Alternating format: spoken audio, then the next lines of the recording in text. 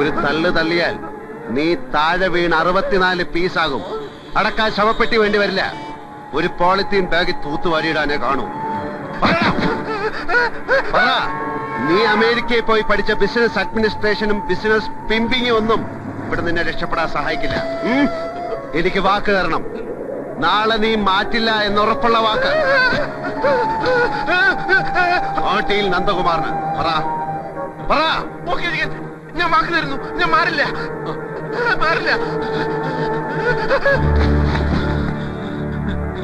വാക്ക് മാറ്റിയ വീട്ടിൽ കയറി ഞാൻ വിട്ടും.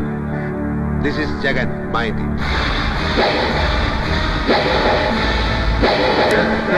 സമുദ്ര